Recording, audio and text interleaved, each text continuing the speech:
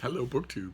I have a bit of a tag for you today, but not for Tag Tuesday. This is more of a tag adjacent. These are tag responses that I'm doing because Matthew at Mayberry Book Club did a tag and that involved me, where the gist of the tag was, can you pick 8 or 10 books or however many books from your library shelves that you think I haven't read? Well, part of this I think was born of the fact that I obviously read quite a bit and have for a very long time, so I'm fairly well read.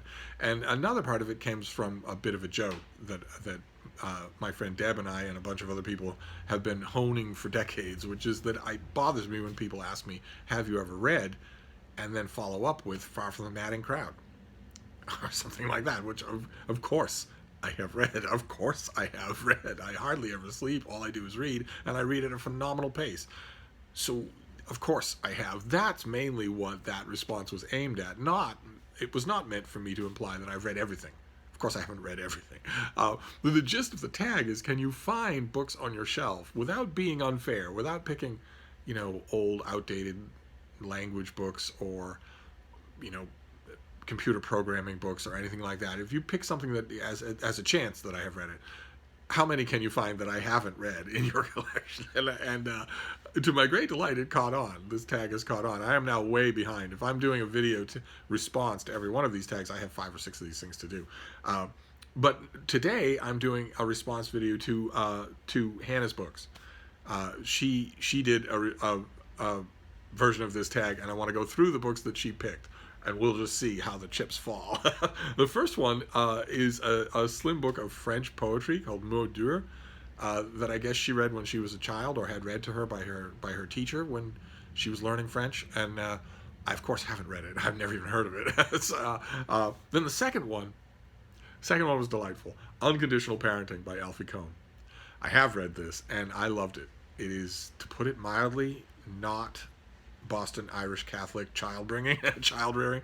It's completely different from that. It's a way, a scheme, a philosophy of raising children, of parenting, that tries to abandon fundamentally all of the toxic old standbys, threats, bribery, psychological warfare. It tries to abandon all of those things and instead embrace early a kind of conversation, a kind of mutual respect. And Hannah's correct that it was widely read, and it was also widely pilloried. A lot of people hate this book. A lot of people have criticized it over the years, and my favorite such criticisms has always come from people saying, well, what do you expect from our namby-pamby modern age? And to those people, I always wanted to point out, treating your children as three-dimensional adults, as genuine individuals who have, egos to wound, or delusions to gently strip away, or cooperation to entail. Treating them that way is actually a very old way to look at child rearing. It's not a very new way. Treating your children as people rather than as orderable subjects is it's a very old way of looking at child rearing. It was the way of looking at child rearing forever and ever before the thing called childhood was really invented, if you want to use that word. Forever and ever in human history, it was that children were just smaller, less well-connected mentally versions of adults. Now, I think there's as much cruel about that as there is kind about it. There is, now that childhood exists as a concept, and I think there's a lot that's good about it. This sheltered period, although famously in the 21st century a little too sheltered, but this sheltered period where you are free from the harsh realities of adulthood is probably a good thing, probably a healthy space in which young people can grow. But either way, Unconditional Parenting is a terrific examination. If you are a parent, you have to read this book, no matter how old it is. I know parenting books are a dime a dozen. This is one of the ones you really have to read, and I don't say that with a whole lot of direct experience. Deb and I always gave away our infants. We traded them for Magic the Gathering cards, and we never regretted it. We don't look back, no regrets. But nevertheless, in my life, and I'm not talking dogs, in my life I've done a fair amount of parenting for much younger people, especially much younger men. And I learn a lot. You learn a lot when you do that. Not only do I learn some of the psychologies and some of the empathies involved in this book, but I also learn every single time I try it. I don't know why I keep trying it. It's very exhausting. But every time I try it, I learn a new level of respect for people raising children from infancy to adulthood. I know a whole bunch of people who are doing that now, and I have nothing but respect for them. It is the most awe-inspiring task in the world, and for it to be done alongside working and maybe having an avocation or, for instance, a needy house guest. I just can't imagine. I can't imagine. It has nothing but my admiration. Then the next book is called Swallows, Amazons, and Coots. It's by Julian Lovelock, and it's a reading of Arthur Ransom. It's a reading of Arthur Ransom. I've read this book, and I liked it a lot. I don't like Arthur Ransom anywhere near as much as most of his devotees do, but I think he's fascinating, and I love the way this book sort of functions, not just as a reading of his books, but as in the case with so many great literary analysis of an author, and in fact another one on this list. I love the way it subs as a biography, as a literary biography of the person. I thought it was terrific, even though I think I sensed a little ambivalence on Hannah's part about the books of Arthur Ransom. If that's true, I would certainly share that ambivalence, but this book was terrific, regardless of who it's about. Then the next one is also a yes, and it is also a wonderful, wonderful pick. It's by David Albert, and it's called And the Skylark Sings. And it also is about parenting. And it also belongs on that short, must-read list of parenting books. As just, even if you don't end up agreeing with it, just an amazing, amazing look. Really, I think Hannah made this point too. It's really a book about empathy. It's really a book about just dealing with other people, whether they happen to be, children or not. I think that, and Alfie Kohn's approach, I think that approach can be taken a little too far. There is no doubt in my mind of the validity of the research, the extensive research that says that children of most ages really benefit from hard and fast rules that are absolutely ruthlessly enforced.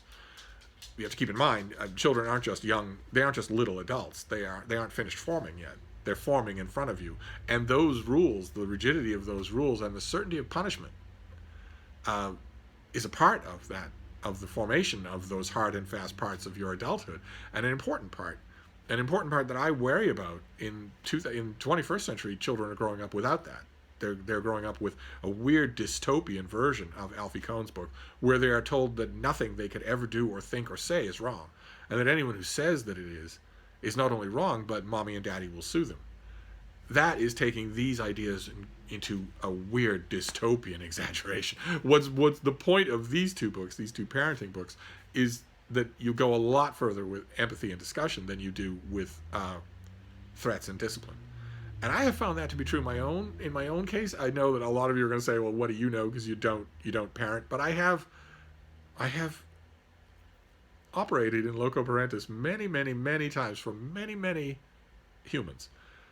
And I've also dealt with a lot of children, and I love dealing with children. I love talking to them, but I don't ever talk to them as if they weren't adults.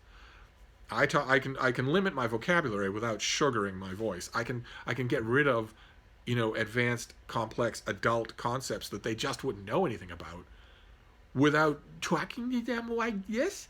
I don't have to do that, and I hate it when people do that. And I think that as much as I hate it, children hate it even more. I volunteer time regularly with a group of children at a hospital here in Boston, and the people who proctor the event years ago, when I first started, actually used to encourage me to talk to kids that way. And the nurses, bless them, bless nurses, bless all nurses everywhere. They would always say, when the organizers, the people who organized these volunteer events had left the room, the nurses all say, "Hon, you're doing just fine. The kids love you, and they love you because you don't talk that way to them. So don't talk that way to them."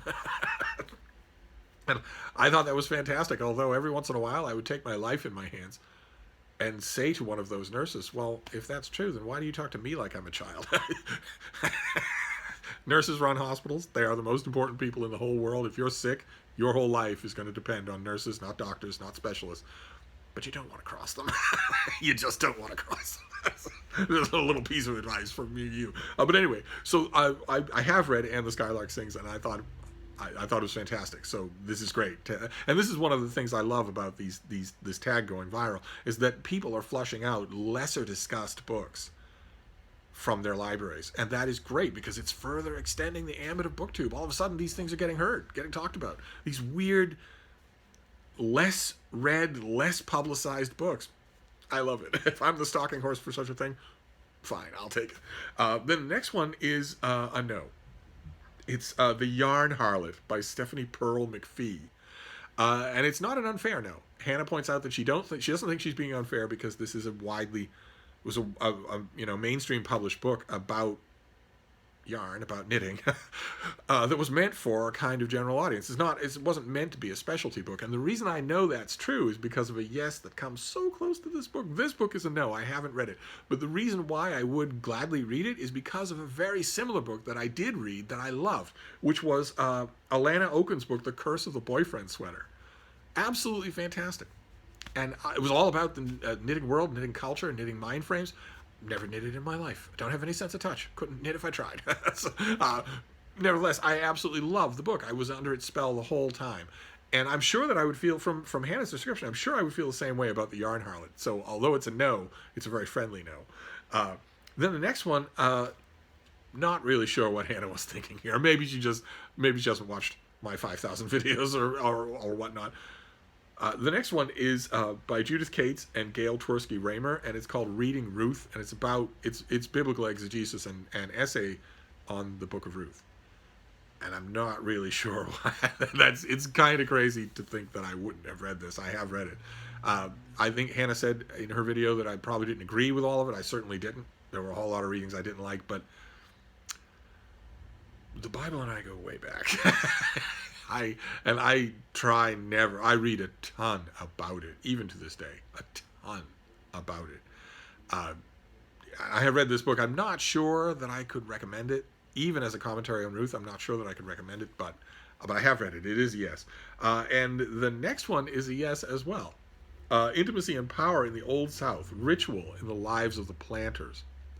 There was a period in my life where I was fascinated with the Old South culture leading up to the Civil War, what these people were fantasizing and sentimentalizing after the Civil War. What was that world really like? And I thought this book was terrific. I don't think I loved it as much as Hannah did. I thought there were large stretches of it that were a bit dry, that didn't need to be. But I don't think any history needs to be dry, but there were, you know what I mean. There were parts of this that I thought the writer didn't rise to the fascination level of the subject, but most of the time, yes. So I really liked it. So it's a yes, but the next one is a no. In fact, the next one is Like a Family, The Making of a Southern Cotton Mill World. And it sounds fascinating for the same reasons, but I've never got to it. Don't think I've ever heard of it before. Certainly never had it in my hand to contemplate reading. And then the next one is... we stick with the same subject, but the reason why I've read it is not because of that period where I was reading about the Old South. It's instead a thing that we've seen on my response tags in previous videos, which is that if I love an author, I will often read everything they do, just to see if it was a stroke of luck or if they're always really that good. And that's the case here, even though the subject is the same. The book is A Sacred Circle, The Dilemma of the Intellectual in the Old South. And it's intellectual history. It's intellectual historical history about...